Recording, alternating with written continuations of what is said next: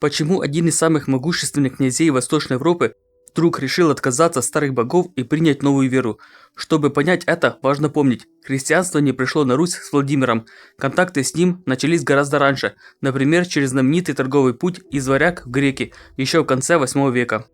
А в IX веке варяги под предводительством князя Аскольда совершили первый поход на Константинополь. После этого похода, который показал могущество Византии и невозможность взять город силой, лидеры русов приняли крещение. Точные причины их крещения неизвестны, но оно было связано с этим походом и контактами с Византией. При этом крестились только лидеры. Народ оставался языческим, массового крещения не было, и свобода вероисповедания сохранялась. Возможно, элиты русов приняли крещение, чтобы укрепить авторитет среди народа и наладить связи с Византией. Крещение при Аскольде совпало с усилением миссионерской работы из Византии. В Крыму и среди хазар проповедовали Кирилл и Мефодий. Их миссия была византийской, но признавалась и поддерживалась Римом. Создание славянской письменности в дальнейшем ускорило обращение в христианство не только русов, но и других славянских народов. После убийства Аскольда к власти пришел полулегендарный князь Олег. Торговля по пути из варяг в реки продолжалась, что показывает, крещение элит не было необходимым для обмена товарами. Когда княгиня Ольга приняла личное крещение, летописи не уточняют ее мотивов. Возможно, они были похожи на причины крещения элит при Аскольде. При христианизации Руси стало популярным почитание святого Ильи. Его образ во многом напоминал Перуна, славянского бога-громоверца. Это облегчало переход к новой вере. Знакомые образы помогали людям принять христианство легче. Подписывайтесь, пишите комментарии и ставьте лайки. Согласно летописи Нестора, после возвращения в Киев, княгиня Ольга пыталась убедить своего сына Святослава принять христианство. Он отказался, объяснив, что это вызовет насмешки в дружине. Так войско оставалось главной консервативной силой, сопротивлявшейся новой вере. Русская дружина при Святославе была грозной силой. Она разгромила хазарский каганат и покорила многие племена. Вместе с союзниками, венграми, печенегами и болгарами, Святослав пошел на Византию. В сражении при Доростоле его языческое войско было разбито, союзники разбежались. Укрывшись в крепости, князь согласился на мир, не воевать с Византией и прийти ей на помощь, если нападут другие. Поражение дружины главной консервативной силы открыло путь для обращения русов к новой вере. Сам Святослав остался язычником и даже начал гонения на христиан. По Татищеву разрушены были Софийская церковь, основанная Ольгой, и Николаевская на Скольдовой могиле. Русь, истощенная войнами Святослава, переживала трудные времена. Утраченные территории Причерноморья, договор с греками решил их торговых преимуществ, разгром хазар открыл путь для набегов печенегов, от их рук сам Святослав и погиб. Его преемник Ярополк стал искать союз с христианскими странами.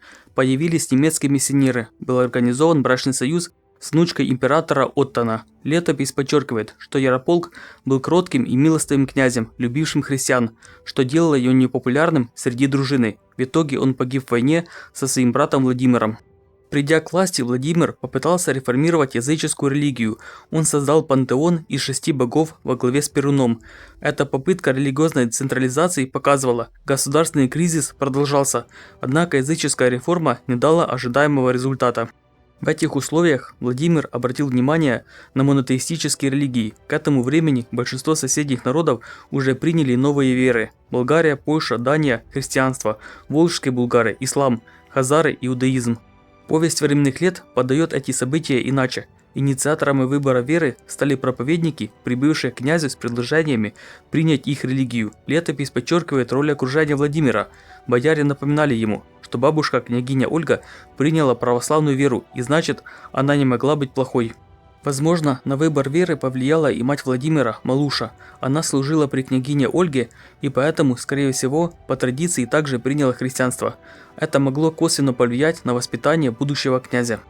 Часть историков считают, что христианство распространялось в первую очередь среди варягов. Возможно, Владимир и его окружение считали себя в первую очередь частью мира норманнов, и чтобы не быть исключенными из него, приняли новую веру. Это создавало раскол между ними и славянами, которых позднее принуждали к крещению.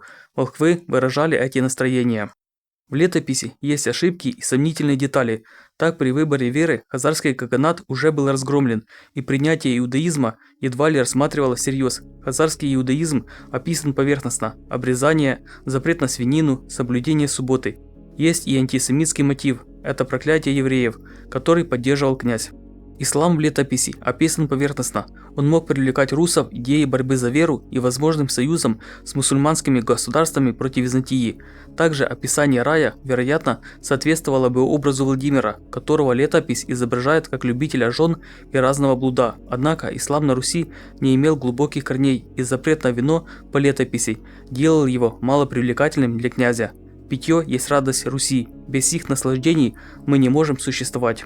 В летописи при выборе новой веры христианство показано через две церкви – греческую и латинскую, но в тот момент открытого конфликта между ними не было, как это происходило ранее и позднее при Великом Расколе.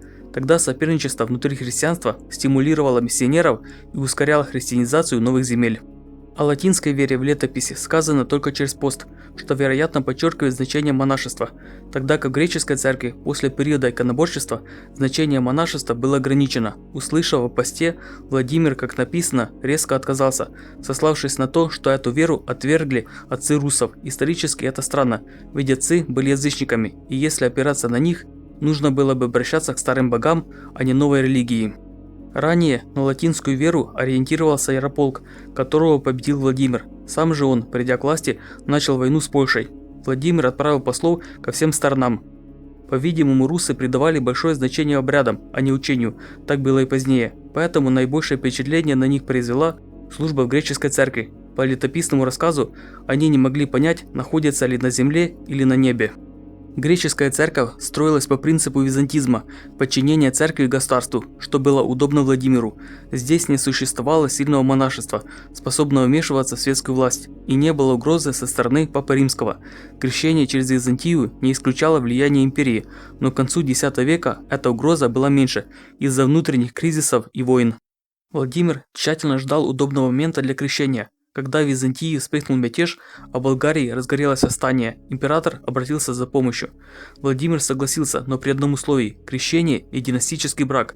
Этот союз, возможно, был важнее для него самого обряда, ведь открывал путь в элиту христианского мира и закреплял признание Киевской Руси как христианской страны.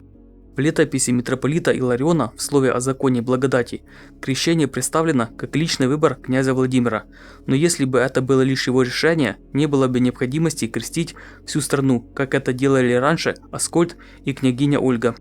В Киеве не было сильного сопротивления крещению, в отличие от того, как ранее насаждалось язычество. В других регионах христианизация продолжалась вплоть до XIII века и нередко проходила под принуждением. Немецкий летописец Титмар Мерзебургский проводит различия между формальным принятием крещения Владимиром и его духовным перерождением. По его рассказу, оно действительно произошло позднее, под влиянием слов из Священного Писания. Подписывайтесь на канал, чтобы узнать больше и не пропустить новые видео.